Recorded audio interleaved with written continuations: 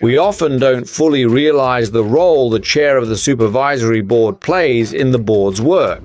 What skills are essential to be an effective board chair? It's the ability to guide and bring stakeholders along. What would you recommend to board members who are stepping into the chair role for the first time? You know, as the French say, to become a blacksmith, you have to start forging.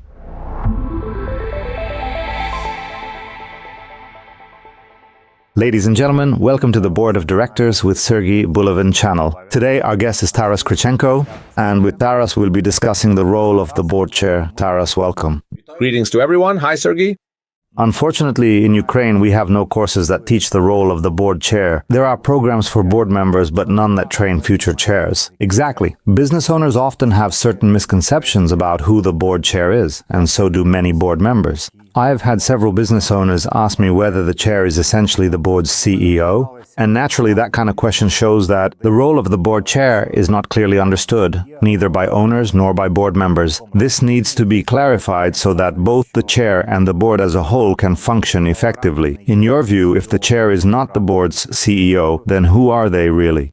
First, I'd like to say that you explore the topic of supervisory boards quite deeply, and I think that choosing today's topic about the chair of the supervisory board is a very good choice, because so much depends on the chair, and we often fail to appreciate how critical this role is to the functioning of the supervisory board, whether it's an advisory board or even more so, a supervisory board. So we need to break this down and put everything in order. First, about training programs. You know, as the French say, to become a blacksmith, you have to start forging. No matter how much you study surgical procedures from textbooks, you still need an internship where you observe, then get to handle small parts of the work. Cutting, assembling, removing, stitching, and so on. That's why I believe you can't learn to be a chair from courses alone. You need to already be a chair and then go to courses to refine your skills. Or you can be a board member and take courses to understand what changes when you're appointed chair. The second thing I wanted to address is, who is this person? Well, this is the first among equals, and someone who carries significant responsibility, not only to the owner, of course to the owner, but also to the board itself. This is the person who must organize the board's work and make sure it functions effectively.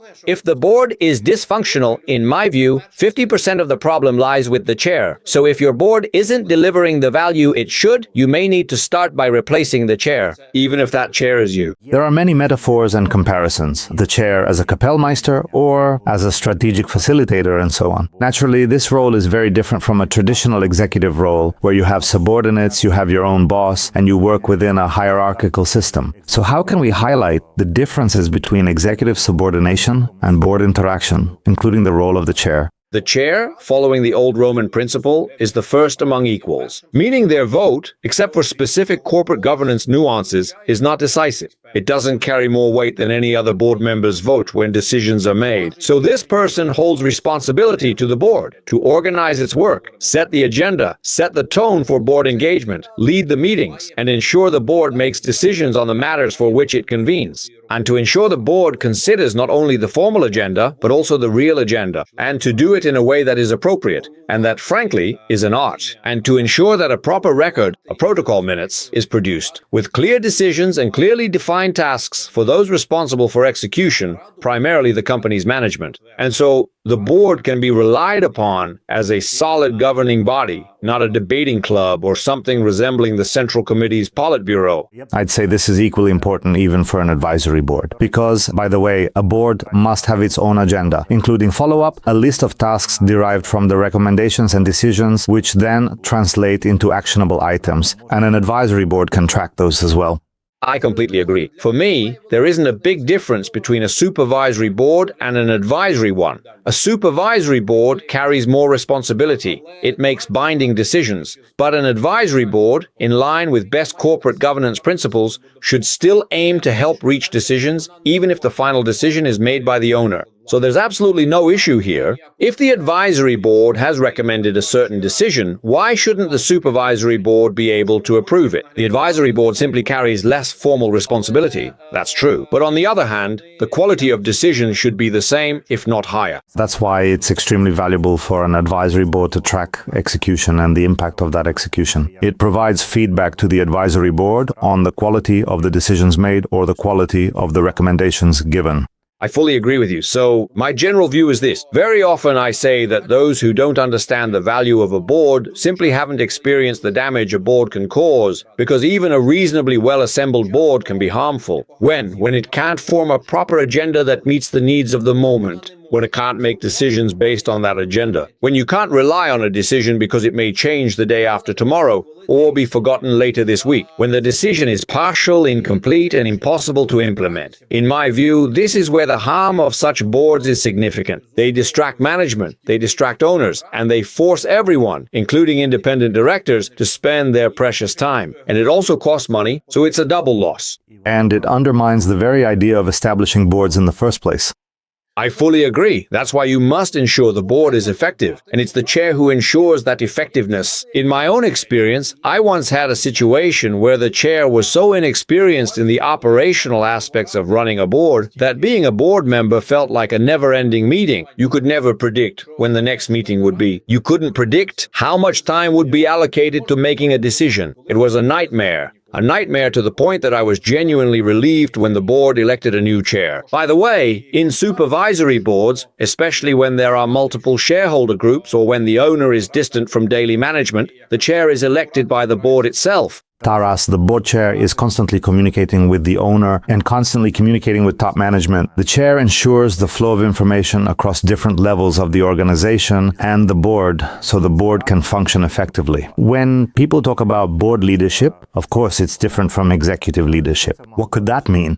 Look, a leader is someone who brings stakeholders along. God save us from foolish leaders. Because a foolish but skilled leader can lead all stakeholders in completely the wrong direction. And God grant us wise leaders, those who can unite people and guide them through 40 years in the desert and bring them exactly where they need to be. So a leader must be wise. They must understand where we're going and why. And very often that clarity comes from ongoing conversations with the owner or owners, meaning the chair must understand what the owners want and use their leadership capacity to ensure that stakeholders, including the owners, minority shareholders, public shareholders, or portfolio investors, all move in the direction they should be moving. Management must move in that direction as well, and the company as a whole must move in that direction. And when the leader, the chair, sees that something is off track, they need to say, "Stop, something's not right. Let's talk about it." Their leadership isn't about having all the answers. It's about shaping the agenda, asking the right questions. Their leadership is also about ensuring every board member speaks up, so that every idea, even the questionable ones, comes to light. I'm joking, of course, but the point is everyone must have space to express their view, and their view must matter, because I believe there are no needless people on a board. Why? Because if someone is not a good fit for the board, sooner or later the board will naturally filter itself. Either the shareholders will replace that person or they will leave on their own. That's why I believe boards consist of people who have a long-term interest in the success of the business whose board they serve on. Therefore, the leader must draw them into the discussion. Some people speak too little. They need to be invited in regularly. Some people don't speak at all. These may include, for example, the company's employees or its customers. Their perspectives should be brought into the board's thinking. At our next meeting, we'll be reviewing this and that issue. Please take a moment to think about it. Here's the agenda and supporting materials. But tell me, what do our customers think about this? Or what do our employees think about it? Or what would our competitors say about this? These are also perspectives worth incorporating. So this is what board leadership means. The ability of the chair to lead stakeholders, but to lead not through authority or command, but through discourse, dialogue, and the ability to truly listen.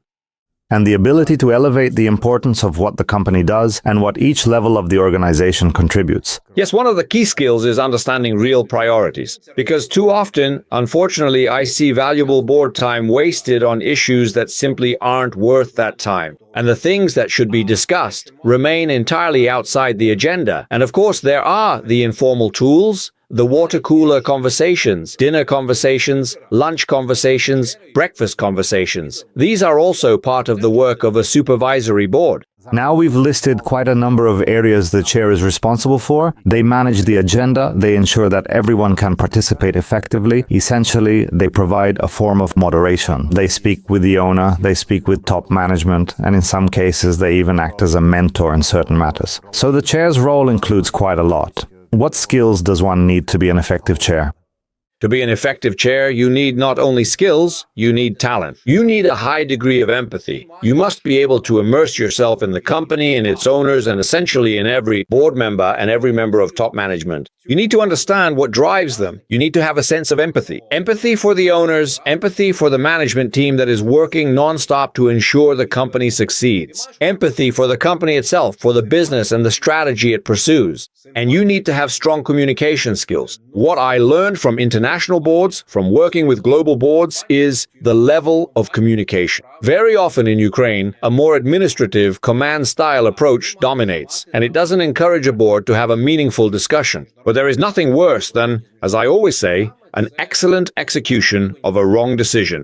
So a rushed, poor-quality decision made without proper discussion or sufficient consultation can become yet another major harm caused by a board. And the task of protecting the board from such harm and protecting the company and its owners from such decisions is also part of the chair's mastery. The chair has to be an excellent communicator. They must understand what should be on the agenda and what board members, management, and shareholders expect from the board. In other words, they must have that zeitgeist, the spirit of the time, the sense of the moment that exists in every company. But at the same time, they must not trade off the company's future for its past or its present. And naturally, a person with such skills or with experience as a board chair comes at a cost. Their services will likely cost more than those of an ordinary board member or a specialist without such experience.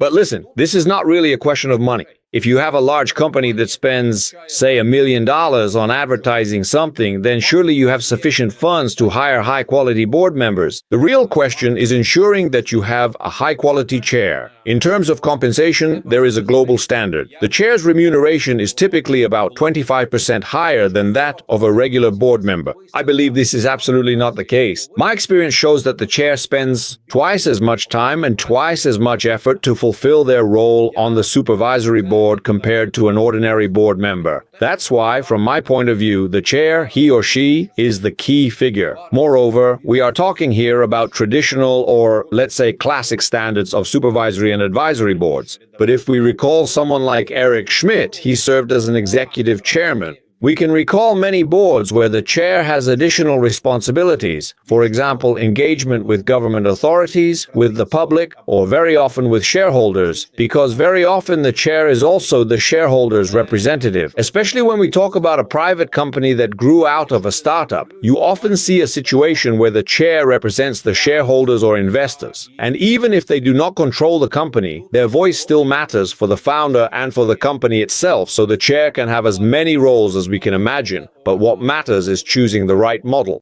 And considering how critical this role is, of course, if you put the wrong person in the chair position, even if the board itself is well composed, the risks of the board being ineffective are very high. Board members won't be engaged. They will feel unheard. They will feel that their opinions do not translate into action and that there is no collective spirit. And in such a case, they may shift from being an asset to becoming a liability. And that is the kind of damage a board can inflict on a company.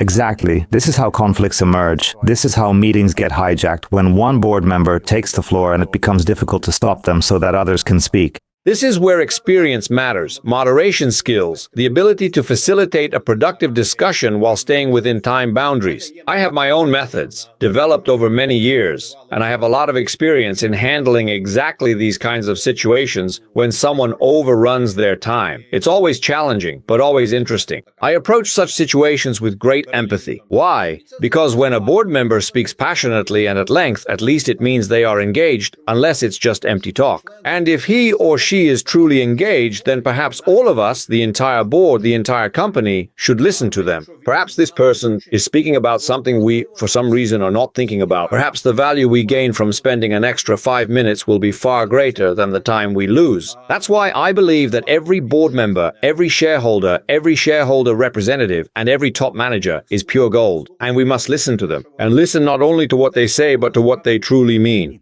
And it is the chair who makes that call, whether it makes sense to continue the discussion or whether it's time to stop and move on to another topic. Exactly. How significant is the role of the chair in ensuring that the board remains practical and useful for the business, that it does not turn into a bureaucratic instrument that only complicates processes, decision-making, and execution? Love for oneself is always mutual. That's why it's very important to ask everyone, what do you expect from me? Am I bringing you value? What can we improve in our collective work? So openness, including openness to criticism and to the opinions of others, is a key characteristic. To a certain extent, the chair must possess what skepticism calls epoche, the ability to set aside or suspend their own judgment. Why? Because sometimes it is far more important to listen to the other voices at the table. And I strongly advise against choosing a person inclined to domination as the chair. Such dominance is typically a sign of an executive leader, someone who must lead, make decisions, and take responsibility. Naturally, when a CEO becomes the chair, or when an owner acts both as CEO and chair, it is likely to be extremely difficult for the board to function effectively. Tell me, can you play bridge? No. No, well, neither can I. Now imagine that the two of us, two company owners, or simply two friends, decide to play bridge. What can we do? We can open the 60-page rule book of bridge, spend a long time reading it, or perhaps more reasonably, we could find someone who has already played bridge and has the experience. Someone who will seat us, deal the cards, and explain how to play. And it makes sense to listen to that person. If we as executives have always played preference, then we know the rules of preference. But this is a different game. It is a sign of insufficient wisdom when a person sits down to play bridge but continues to use the rules of preference. That is simply not smart. Everyone agrees that trust between the owner and the board is extremely important, and that trust between the board and top management is equally important. Both trust and constructive relationships matter. A good chair can build trust on one hand and, on the other, ensure that the board functions as a cohesive body. At the same time, there can be a certain chemistry between board members, between the owners and the board, and between the board and executives. How much can a good chair actually shape this? I would say this. Their role is enormous, but primarily it consists of preventing things from going wrong. I'm not sure that a chair, once elected, can actively create chemistry. Between certain shareholders who have been running the company for 20 years and may have unresolved issues, or between different shareholder factions and management, we shouldn't expect the chair to have a magic wand. Even between independent and dependent board members, or between shareholders and the board. Chemistry, after all, is chemistry. It exists beyond the chair's control. But the chair can do everything possible to ensure that trust isn't broken, or to create opportunities for that trust to develop. Though they cannot guarantee that trust will exist, they can, however, raise issues and put questions on the table. For example, it seems to me that Mr. A doesn't trust Mr. B. Perhaps these two could then find some time to talk, with or without moderation. But in my view, unresolved tension like this can hinder the board's work. So the work of the chair requires courage. Without courage, your ability to prevent dysfunction disappears. Trust begins small, with reliability. Reliability in the small things. Starting on time, ending on time, producing a protocol minutes, documenting decisions clearly, monitoring that decisions are understood and implemented, and so on. It's about creating the right atmosphere and setting the tone. But ultimately, trust is built over time. People need to work together for trust to grow. If time passes and trust doesn't increase, either it's already at its maximum or something is wrong.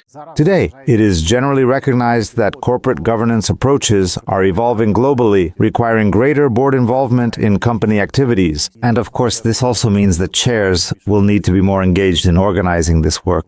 How much more time do you think the chair spends with the company, the owner, and top management compared to a regular board member? You mentioned earlier that the chair's work is twice as much. Do you mean in terms of time as well?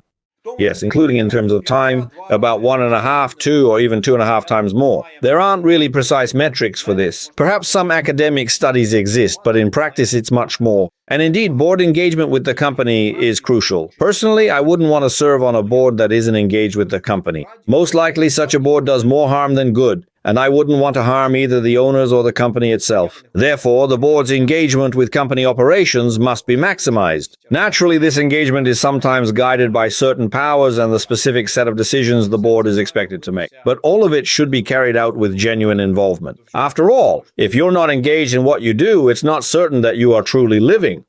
And of course, there's a matter of finding the right balance. This engagement also depends on the chair, who must either organize discussion within the board, foster engagement of the board in company operations, or even take the initiative to create that engagement.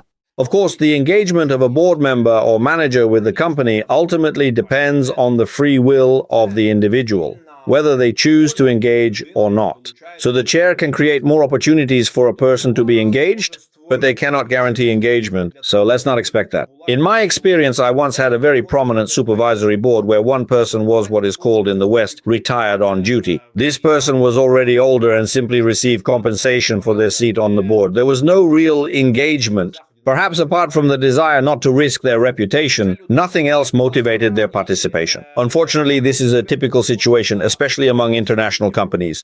I wouldn't say it's universal, but in a significant number of companies, there are disengaged board members like this. Perhaps it's convenient for the CEO because they can act more freely. Perhaps it's convenient for certain shareholders who, having voting power, effectively control the work of the board. But overall, it's not always good for the business. The presence of dead weight can sometimes be necessary, but often it does more harm than good.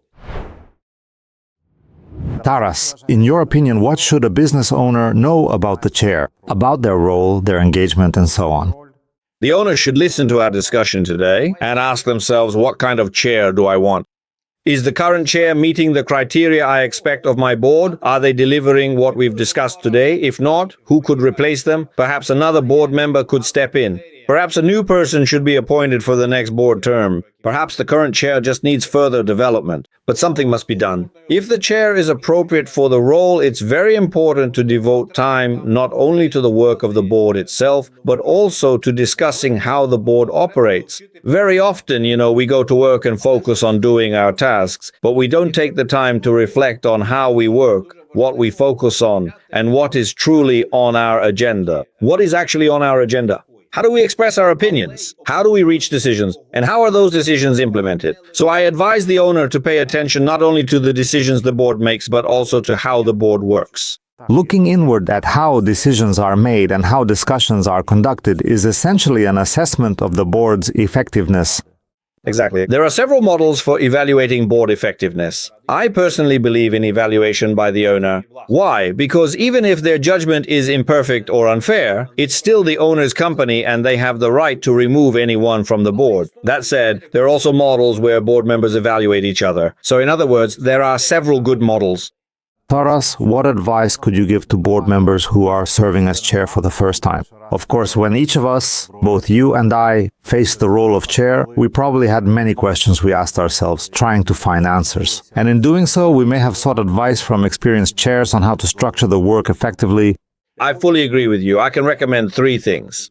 Observe successful case studies of effective chairs in action. Second, continue learning. Read books, attend courses, and watch your channel, Sergiy.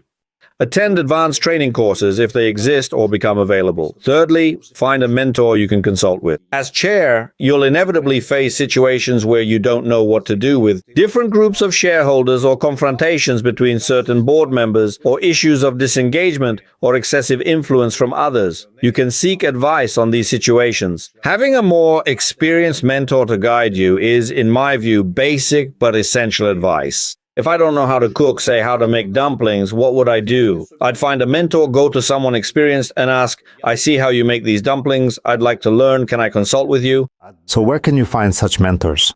That's a fairly universal question. You can find them where they typically are, but it's also a matter of trust, your willingness to work with a mentor, and clarity about why you want one. After all, a mentor has their own life and priorities, so finding them isn't that difficult. There are plenty of potential mentors. Someone like Eric Schmidt could be an excellent mentor. But why would Eric Schmidt need you? I believe there are many capable mentors, but the key is understanding what you need. Which problems can't you solve on your own, or where would you like an alternative perspective? Understanding the characteristics you need in a mentor is the first step in finding one. Once you know these characteristics, you'll be able to see where to find them. For instance, a newly appointed board chair who has completed programs like CGPA or UCGA could reach out to their administration for suggestions on mentors or how to organize a mentoring relationship. I think this is a very valuable opportunity and definitely worth exploring. I don't know if they directly provide mentor finding services, but I'm sure they can offer key guidance that would make a newly appointed chair's work much easier and help them become a more effective professional in this role. And it's worth it because, working on boards of directors is incredibly, I enjoy my work on all the boards I'm part of because it gives me opportunities to learn. From people who are owners, who have built their businesses, to learn how they live, how they make decisions. You meet talented and fascinating people on boards, and very often this leads not only to the simple pleasure of interacting with them, but also to potential future projects. For me, board work is to a large extent extremely rewarding because you often receive incredible rewards, not financial, although there's some financial compensation, but the non-financial reward of the work you do is significant. Taras, thank you very much for this fascinating conversation and for sharing such valuable advice. Ladies and gentlemen, thank you for joining us. See you next time on the Board of Directors with Sergiy Bulavin channel.